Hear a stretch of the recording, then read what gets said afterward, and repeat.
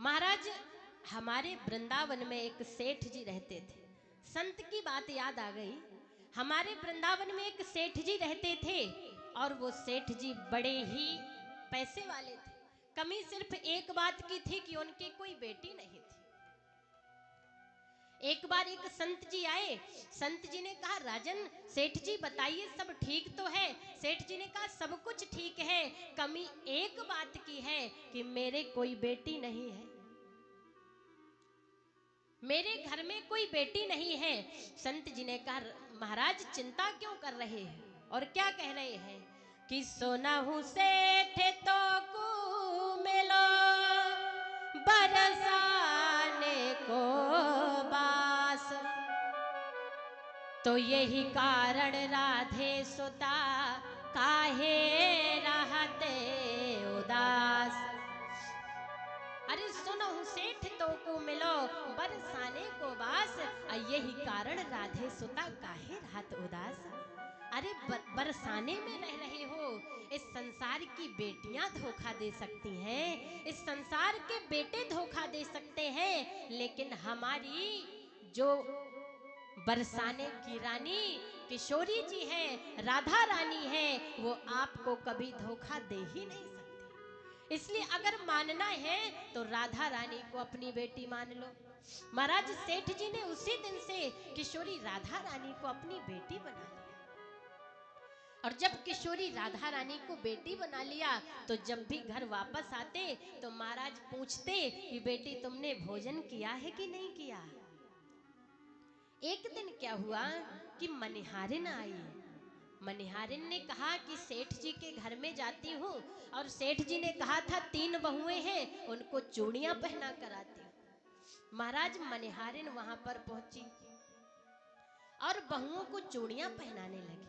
किशोरी राधा रानी के मन में विचार आया कि मेरे पिता के घर चूड़ियां पहनाई जा रही हैं, तो क्यों ना मैं भी चूड़ियां पहनाऊं।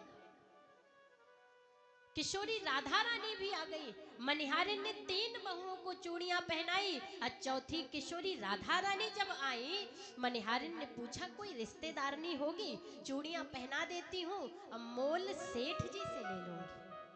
मनिहारिन ने राधा रानी को चूड़ियां पहनाई और सेठ जी के पास पहुंची। सेठ जी आप मुझे चूड़ियों का मोल दे दीजिए। सेठ जी ने कहा, मनिहारिन तुमने कितने लोगों को चूड़ियां पहनाई।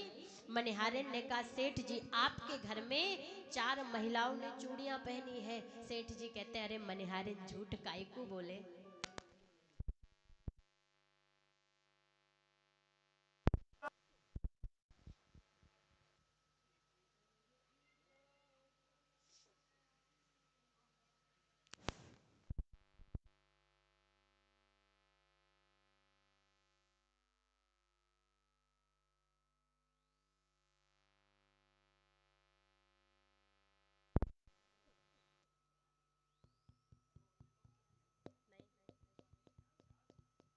राधे, जय श्री राधे।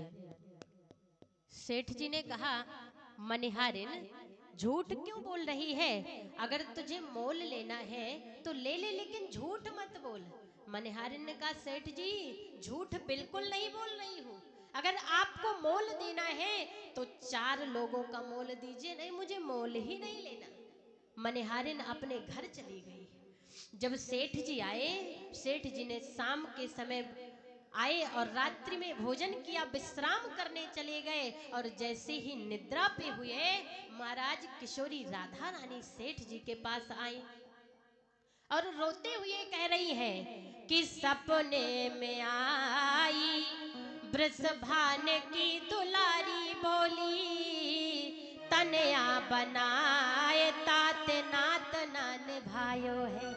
पिताश्री ये कैसी मजबूरी जो ऐसे भई दूरी, कि आज 4 चूड़ी अंत मोह बिसरायो है।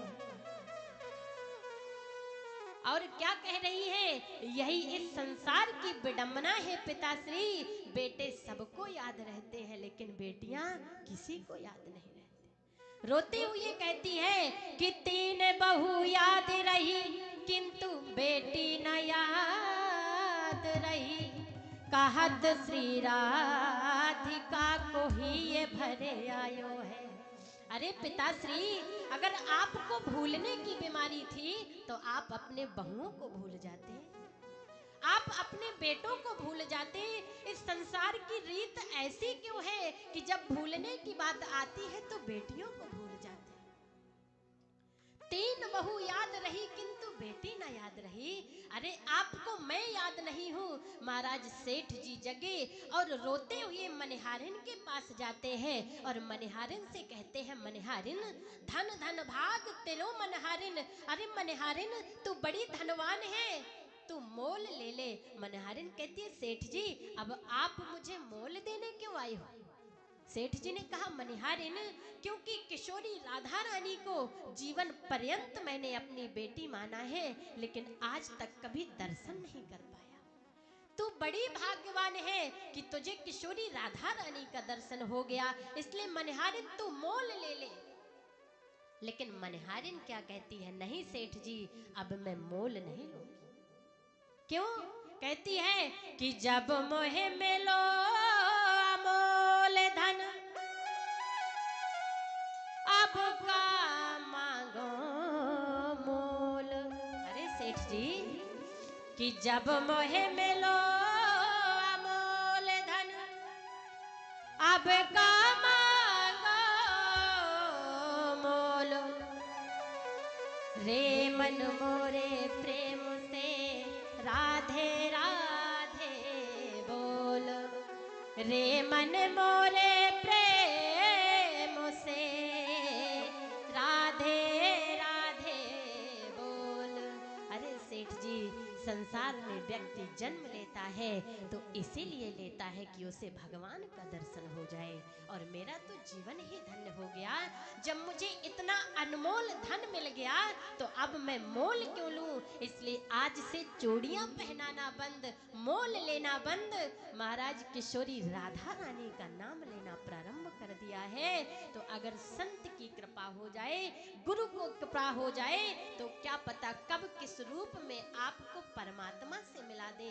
यही गुरु का सानिध्य है, यही संत का सानिध्य है।